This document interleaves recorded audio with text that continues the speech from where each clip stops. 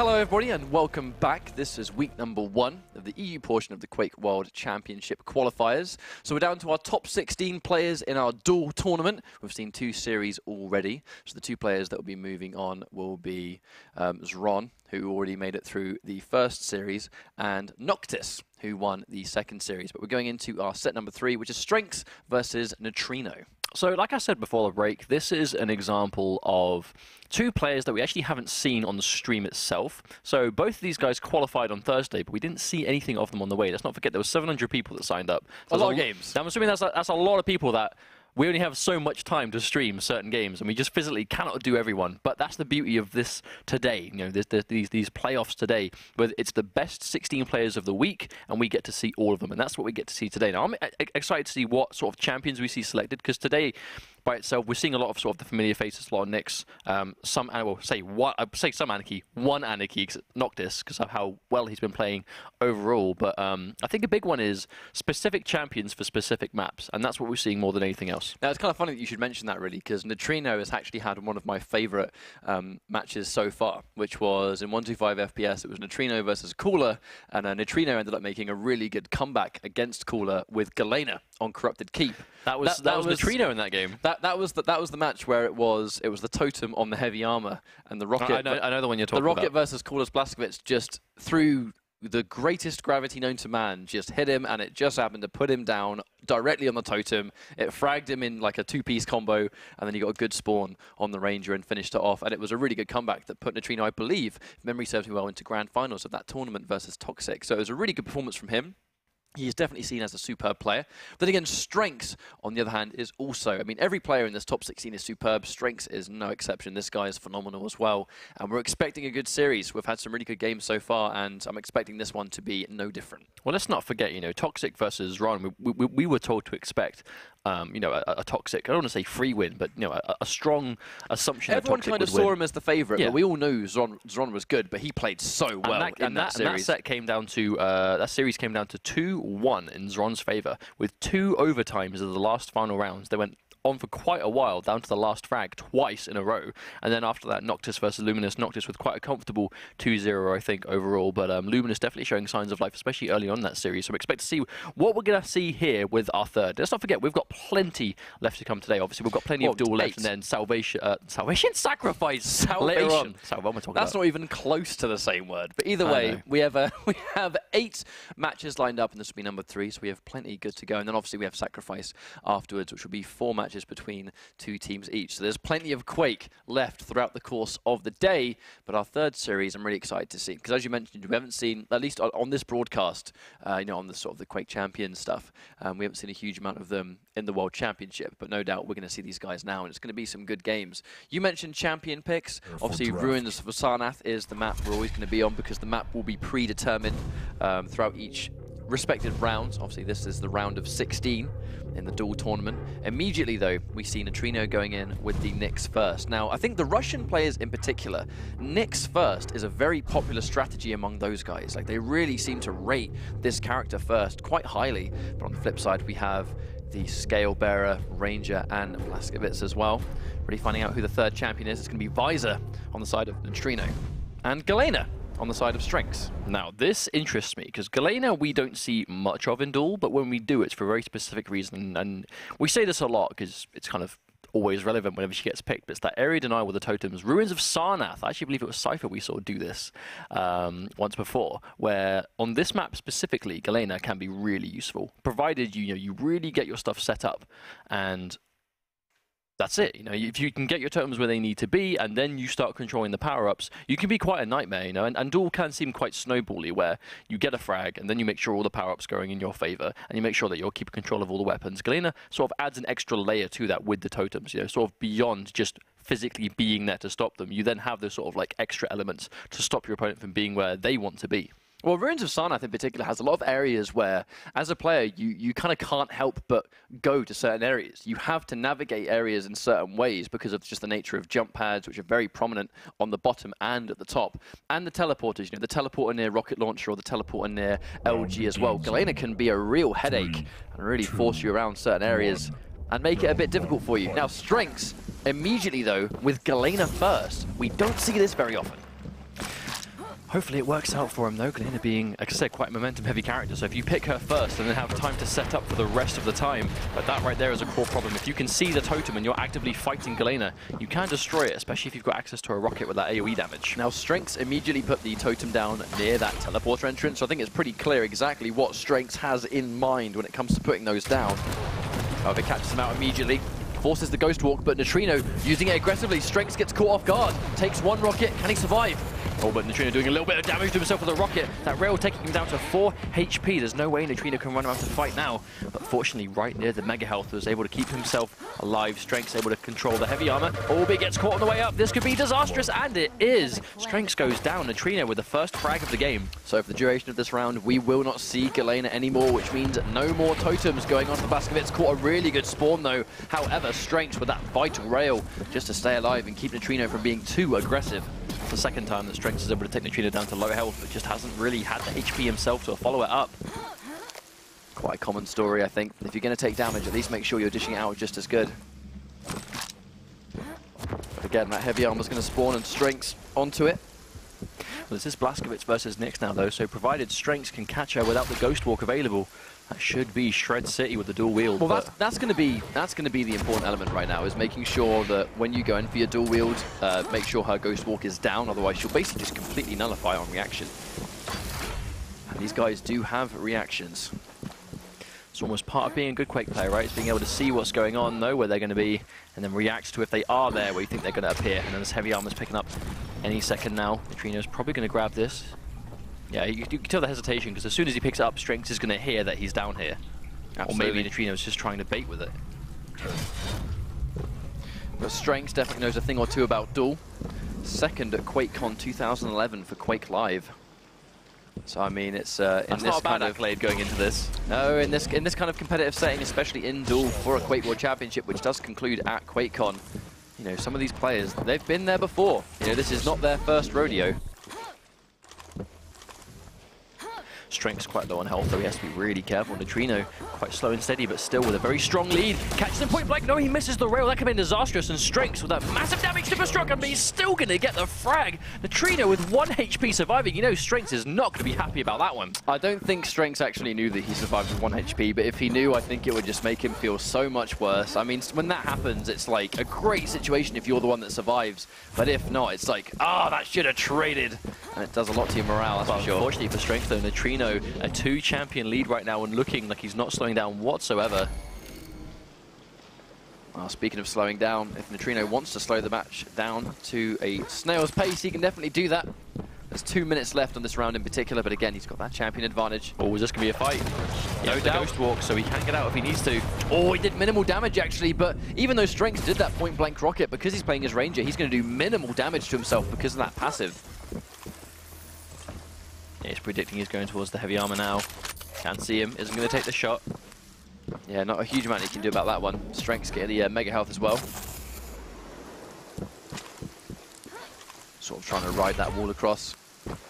Definitely, you see how crucial it is to when you're being these like squishier champions like Nyx and Anarchy specifically, having that armor very important just so you can survive the big heavy weapons like the rail or the direct rockets, which we see do so much damage all the time. The thing is, Nitrino has been able to survive for essentially 1 minute already, and that's already half the work done when it comes to playing this defensive game. So right now, it's speaking of 1 minute, yep, 1 minute away from time out on this first round, and Nitrino with his 2-champion comeback. Oh no! Yeah, he did not expect him to be there, but he didn't catch the rocket. But they do trade lightning gun for rocket, and Nitrino does take that first round. He's on the board. You know, that's a good start for him. Not a problem at all losing that trade, though, especially if it's the last champion and guarantees the round. I don't think he's going to care about that whatsoever. But still very strong and stable. Now, here we go. Back to Galena. First pick. I mean, it really seems to be important that when you have this Galena that you have time to really get that first frag and set things up. I mean, just like that, right? You know, throwing those totems at the teleporter exits, and unlike that one, it's unlikely that you're going to be walking towards that. Now, sometimes, though, with Nyx in particular, though, she can almost, like, safely navigate around the totems, because on some of these maps, she can sort of almost, like, use her wall jump to go up certain points that normally you would need to teleport, or you would need to jump pad. She doesn't need to do any of those things, which means that she is less likely to run into those totems. As you can see as well, strenx now noticed that his totem is gone, so he knows that Nitrino must have taken it out. Yeah, of course, and that's Oh, he got caught off guard again, was not ready. Using that defensive totem again, just at the very least, just waste a rocket. Or stop Nitrino from chasing him down there. You can see how little health Nitrino has. He's going to get killed by a totem if he stands there at that life. Maybe not now he's got the armor, well, but bear in mind, I mean, a totem does 75 damage, right? And you look at Nyx's max health, which is very much around a similar number value. So if she runs into a totem with no armor, she can almost get one shot if she steps on a totem at a bad time. Oh, that rocket coming through, not going to connect though. He's going to take the fight, misses the rail. But he doesn't have an LG, so this fight's going to be rocket launcher and rail or bust. I was just about to point that out as well. Actually sitting on the totem, really good defensive play, preventing Nitrino from getting too close. And the rail to snatch it away. And now strenx with a frag on board instead. Oh, we can hear the scale bearer charge. Oh, walks straight back down into his path, but it does run out in time. And he takes it down. Wow, wonderful round from strenx. Galena doing so much work right now, and the totem's up now, so he can go for the health if he wants to.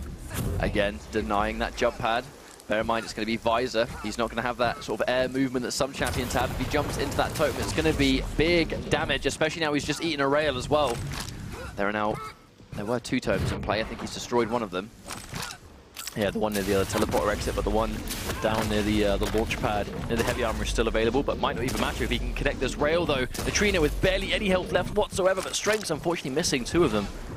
But it's very useful for Galena in some areas as well. There, just look at the fact she's instantly back to 100 health before she even starts to fight for this heavy armor. She may have not been able to tank that rail if she got hit before she used the totem, but because she had the heal, that self-heal that does so much for her, it was a very pivotal decision and runs into a rail as well. Galena looking pretty solid on this map, I have to say. Hey, strenx woke up big time. I mean, the work he was putting in there with the rail by itself, but just like you said, right, utilizing that champion utility, that totem, the area denial, but mainly, more than anything else, the heal. The heal is what prevailed there in that round. Absolutely. It topped him up so many different times. But in instances where it's like, right, well, this champion's weak, and now they have to run and almost go for like a predictable pathing as they navigate and try and collect those 25 healths or the 25 armor. But in this case, she can basically give herself a lot more health than a regular pickup whenever she wants. And at the same time, it doubles up as area denial on that jump pad. So if strenx needs it, he can now run back and grab the health. But also, I mean, she's going to have plenty of totems though, because obviously that passive that her ability cooldown is reduced when she picks up health packs. It means if you do hurt her in a fight, when she goes and heals up, she's likely to have a totem way faster than you're going to have your ability back. Nitrino being aggressive does manage to get that sneak attack once again. And he's going to have that first frag. And very importantly, again, taking Galena away from strenx seems to be quite an important decision at the very beginning.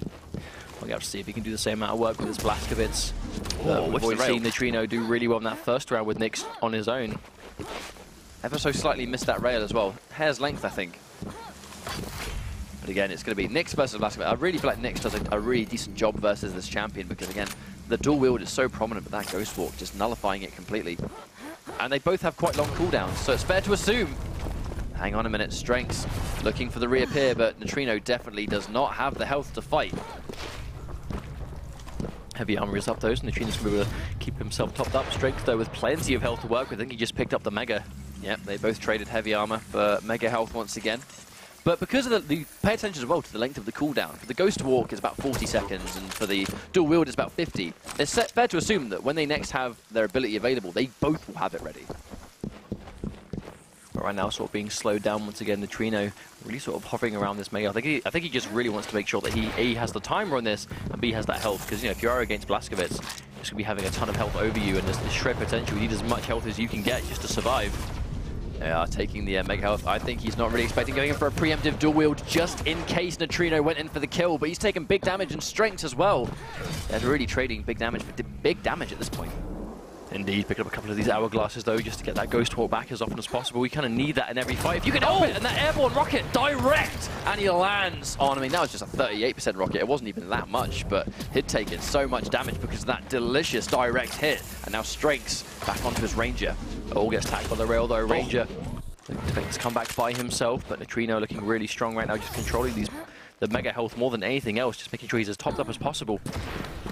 I mean, considering the amount of health he's surviving these fights with, controlling this Mega health is what I think is winning him the round. Absolutely, because he's surviving and then basically immediately topping himself back up to full health. When he goes into the Mega health, he's going to be overcharged, so he's going to tank rails, especially with the armor that he's got on deck. Strenx is going to have to almost every time do like double the work that he would normally have to. Oh, the prediction rocket on the teleporter doesn't quite work out. He had the read, but not the timing. And now, again, forced to use his Ghost Walk defensively. He's not going to have it for about 35 seconds. I think he's going to mine, though. Oh, the rail doesn't quite connect. You can tell Strenx is trying to line it up. He tags one. And now he knows he hasn't got the Ghost Walk. He can be as aggressive as he likes, but he can't get it. He misses the rail. And because of it, Nitrino manages to clean that one up. Crazy stuff. That's unfortunate, but I mean, round 2-1.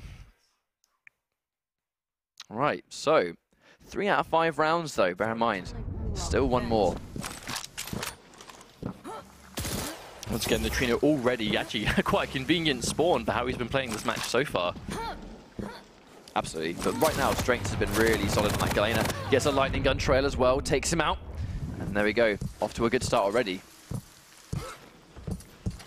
That's actually exactly what Strenx needs, though. Seems whenever he loses this Galena, he finds it a lot harder to just get stuff going. Already has one totem on the map, though. Really well placed. See where he's placed it, but I think it's actually placed right next to where the heavy armor is. He's actually standing right on it right now. 2 totems, they gave him so much health back, but it wasn't enough. That almost actually saved his life. The 2 totems dishing out individual healing. Almost gave him the health he needed, but not this time. Survived with, well, I say barely any health, 67, still quite a lot by smaller character standards, but for Scalebearer, he needs more than that. But the armor by itself, more than enough to just keep him really healthy. Yeah, I feel like those big champions, the armor helps them really well. Speaking of big champions, though, Strenx is on Blazkowicz right now, so kind of has the perfect choice just to get rid of the Scalebearer if he can get a good sequence going. Speaking of which, goes in for the dual wield. Wow, the direct 100 damage bull rush. You're almost ready to see that health melt away with the dual wield, but Nitrino with the reactions to just shut him down. We actually haven't seen many Scalebearer charges actually connect today, so I'm quite happy that we saw one not only connect, but also like decisively make that frag go in Nitrino's favor, right? That 100 damage he dealt just by itself. So significant. Gonna have the bull rush again.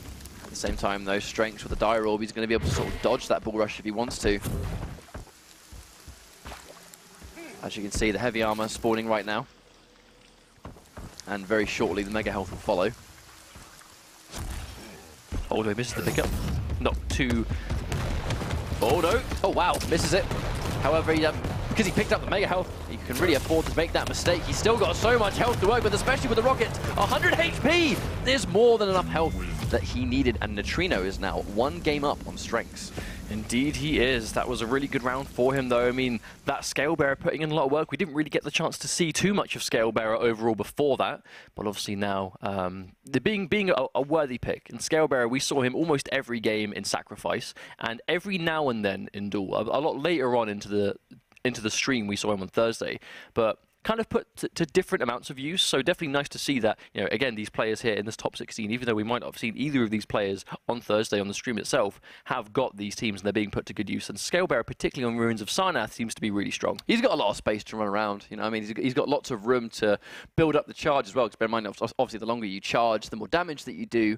So he's got lots of space to really build that speed up. But on the flip side, you know, the Galena pick, I really liked seeing it from Strenx, because you don't really see that champion picked all often, but it was nice to actually see her put to good use, because that one round that Strenx took, and it was really dominant, was pretty much a complete wash while using Galena the entire time. The thing about Galena is that she seems to require a lot of setup to use effectively. Like, for example, the round that Strenx was able to take with that Galena by herself, the totems were doing so much work, but they do have quite a lot of cooldown in between them. And even if you're picking up health packs, it requires you to be hurt to do it. So I don't know, unless you shoot yourself with a rocket just to pick it up. Just to, I feel like in Duel that's actually, I think in Duel that's it's a bit more prominent though, because obviously the passive in team modes like Sacrifice and others, where Galena is likely to take loads of damage anyway, where she's going to consistently be able to collect those small healths and just the little things just put her up. That's when the passive of her having faster cooldown and the abilities will tick when she collects health. In Duel, you pretty much want to be on max health all the time. So unless it's a mega health, you know, the mega health will go down and then you're back at full. And then as long as you're at full, you can't collect anything else. So I don't really feel like in Duel specifically, that passive benefits her as much as it does in other modes where she's likely to take extra damage. But we don't seem to see as much of, I guess, almost like very fast, stompy rounds with Galena. No. Like we definitely saw Strenx take a very strong one by himself with just her. But because it requires a lot of those totems to be where you want them to be, that requires quite a lot of cooldown time in between whenever you're placing them in between, right? So you're not going to just, in a minute's time, frag all 3 of them unless you're just being really accurate and they're constantly taking fights with you.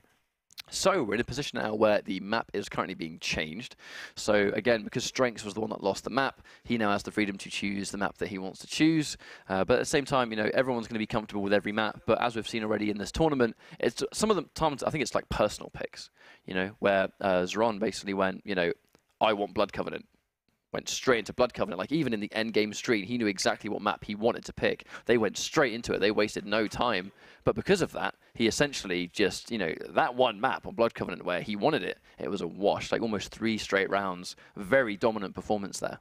Of course, but what map do you expect we'll see this time, though? I mean, obviously, there's not a huge amount of maps in total to pick from, so I think regardless, it's, like you said, it's personal pick, so I think it's a bit less likely for someone to not be used to one of the duel maps by now. Consider there's only 4, right? There's only 4 duel maps. 4. It's Corrupted Keep, Blood Run, Blood Covenant, Ruins of Sarnath. Yeah, so I think it's fair to say that these guys are all used to all of those maps by now, so just what they like the most on. One thing particularly, though, is Nitrino with Scalebearer there. The rail wasn't making as much of a difference overall. I mean, obviously, they're still hitting rails every now and then, but do you think we might be seeing that Corrupted Keep choice? Because right now, you know, Galena was where strenx made that amazing play with Galena. And obviously, you know, Blazkowicz on that map is really good. No, Blood Covenant. Okay. So going back into Blood Covenant. Now we're going to see what champions the guys select. strenx, again, back in with the Galena pick. So clearly very comfortable with this champion. Nitrino, Nyx first. No surprise there. strenx basically going in for a complete identical roster. Now Nitrino, is he going to mix things up?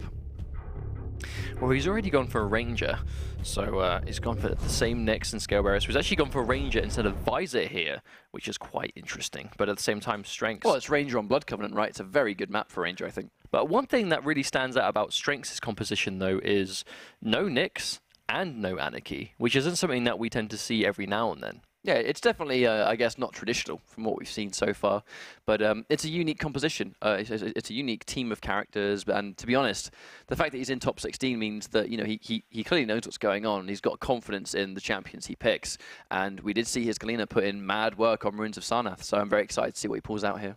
I actually don't think we've seen Galena on Blood Covenant yet. I think we are yet to. I think we're yet to. Oh, this is a first. This is a first for this week, especially, at least in the EU. But I'm excited to see it. You know, Galena is always one of those champions that really can bring the excitement, provided you really set stuff up and you she's one of my favourite champions to watch. I think she's just quite a unique case. You know, and technical. She's quite technical. You know, she's a bit more complicated beyond just the initial havability, usability. Right? You have to be very intelligent with how you utilise her totems. The one thing about Galena, though, is the fact that once again, strenx going with Galena first. Her passive and ability do not favour mobility at all. And that's a big thing that normally champions have, either in a passive or an ability, or sometimes both together. Because her passive is about the heals, and her ability itself is the totem, they will not help her navigate the map. She's a tiny bit more limited over some of the paths that she can take. And in these really high-level games, her pathing might become a little bit more predictable because she can physically only make certain routes on these maps. Whereas on the flip side, Nyx is the complete opposite. There we go, tags that rail from behind. Nitrino put down to quite low health, but already managing to top himself up a little bit. Doesn't take Nyx too long to get back to full HP. Oh, good reaction there. Really nice reaction just to see him on the staircase. Nitrino did get the heavy armor, but he is so low on HP. That 125 he picked up is going to do a good enough job to get him at least a little bit topped up. But strenx being aggressive again, but he's caught down the bottom. Got to be so careful. Only 50 HP as well. Oh, that rocket could have actually been death. Caught the railgun, but a little bit too late, so was able to pick up the mega health first. Now, strenx did actually put the totem on the jump pad. I'm not sure if that was because he actually tried to heal himself at the same time, but either way, using that jump pad is going to be super lethal, but will he have a chance to jump on it? Trying to get away, but on the staircase, the rockets are almost guaranteed and very hard to escape. Oh, caught the spawn, though. strenx only has his starting machine gun. You can hear it. It goes for the Dire Orb. Nitrino reads it and chases him up with the rocket launcher, but is he still going to die? No, he isn't. Nitrino still able to take out that life bar. And once again, Blazkowicz is left by himself versus Nitrino's lone Nyx, getting so many rounds with just Nyx. Doing a really good job. I mean, you can see why I think these Russian players favor having Nyx first. She's so useful on maps like this, where, I mean, look at that, right? The double jump to go from the bridge near that armor towards the rocket launcher, pretty much uncontested as well. And the suicide from strenx, either an accident or trying to hit him. Either way, didn't work out, and Nitrino taking the round. Unfortunate, but you know that kind of thing does happen every now and then, right? You know, even though it was a suicide kill, you know, I mean, rocket launcher was probably his only chance at deleting Nyx in that situation. You know, I mean, she was all over him. Nitrino was there with the LG, just peppering damage constantly. So a mistake, but you know, not completely unbelievable. Now here we go. strenx going in with Ranger actually first this time, not going in with Galena first. I think against Nyx, that's a really good call because Nyx can navigate this map so freely. I think Ranger can almost sort of contest with how fast she can move around, especially seeing as the Dire Orb has such a low cooldown as well. I believe it's actually the lowest cooldown of any ability in the game. Which means you can have it a lot more often than you might normally think. But Nitrino with the Ghost Walk, I mean, just like that, as I can say it, cooldown now and a 40-second cooldown on that, so that's not quite as forgiving. But you know, the utility of just being able to guarantee get out of a fight from a distance and not die can be quite useful, to say the least. Definitely. Not dying in a Quake 1v1 is somewhat helpful. Pretty much the most important thing, isn't it, at the end of the day? But actually, strenx. Oh, Peggy waiting in a suicide of his own. What an error. Now that one was a little bit more unfortunate. Tried to go in for the rocket, but I think strenx just pushing him so far back. Colliding that one, but either way, they're both forced onto Ranger at this point. It's going to be a mirror match again. He did miss the shot though. Heavy armor goes in the way of strenx though. Nitrino sort of positioning himself a little more to get the health, but yeah, strenx is here trying to stop him. Both players actually being really aggressive. Nitrino actually going in for the kill, using his Dire Orb aggressively. So, you know, it's going to be... Normally you'd say it's going to be a while until he has it back, but you just look how quick he's got it back in 5 seconds. Yeah, he almost has it already. Super crazy. Insane. Either way. Oh, misses the rail. That could have been important.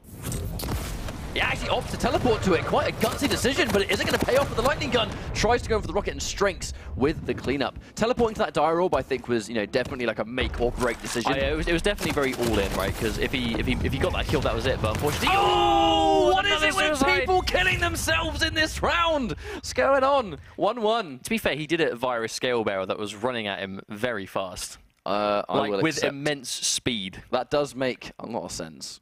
I mean, that was... I don't think I've seen so many suicides in a round, though. Either way, it's going to be 1-1. Well, back to sort of that almost like that Dire Orb teleport heavy armor play was very gutsy because, you know, if he got the kill before, he would be able to steal the armor away, but unfortunately it didn't quite work out for him. Now, once again, I really think that the Ranger Nyx start is much better for strenx. I totally get the decision. He really needs to sort of compete with that mobility, but it's been helping him out, you know. He's able to get around the map as quickly as Nyx is able to.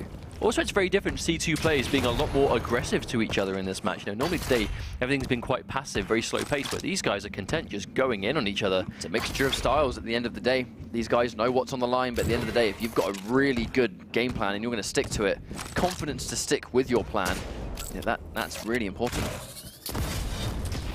Nice use of Dire Orb, yeah, trying to beat Nyx to that heavy armor before she has a chance to reappear and take it herself, but he had to really make sure he was going to hit those rails, and unfortunately, Nitrino's just a little bit more on the ball with that one. Ever so slightly off the mark, that's unfortunate, but he's going to lose his Ranger. Nitrino looks like he's already managed to top himself back up again. Yes, indeed, he managed to get that mega health too. Armor's going to bring him back up to maximum of 50, and heavy armor is up in 5 seconds. There could be a fight for it. Watching that rail, misses it, unfortunately. Actually, strenx kind of like hugging the far left-hand side of that. On his left, I should say. Going in, giving a little bit of top up on the totem right there, so she's going to get a bit alive. But again, the rails, unfortunately, just failing to connect. He was able to sustain himself a little bit longer, but unfortunately, if the rails aren't going to work, then you're kind of just delaying the inevitable with the totem. Looks at Nitrino, though, this Nyx being a serious problem. Looking very uncontested so far. I mean, even some of these fights are going down to very, very, very low amounts of health, but Nitrino is just doing a great job of sort of just...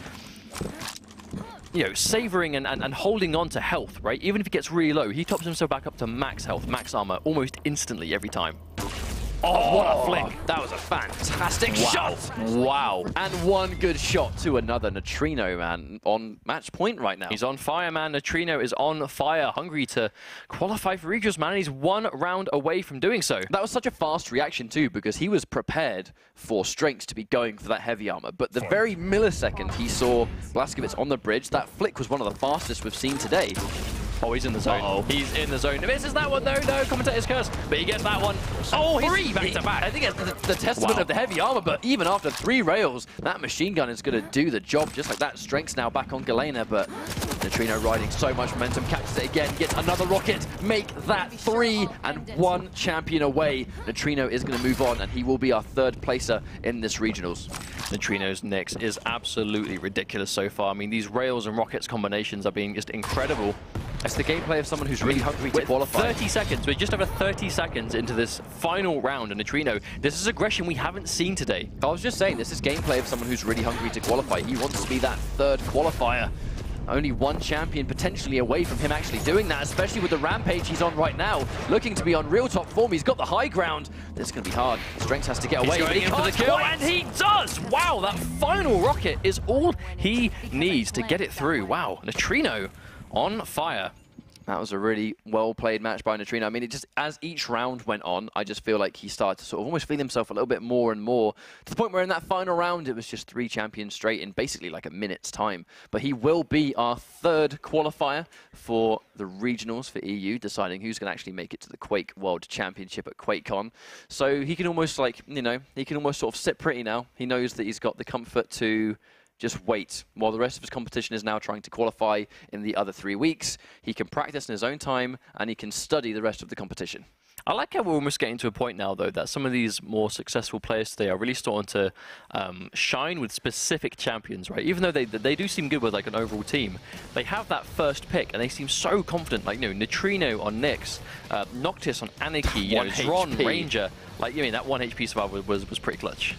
Absolutely. As you can see right here, just Ruins of Sarnath was a really good match for Nitrino, but I think the second the map went to Blood Covenant, he really started to come online, I think. And just like that mid-air, like some of these really clutch shots that just did the magical amount of damage he needed. Like right here as well, sitting among 2 totems that gave him health, and it still wasn't enough because Nitrino just was on the ball with his rails. That right there was really unfortunate as well. I mean, that was 191 damage straight away. 100 charge, 91 rocket, immediately followed up.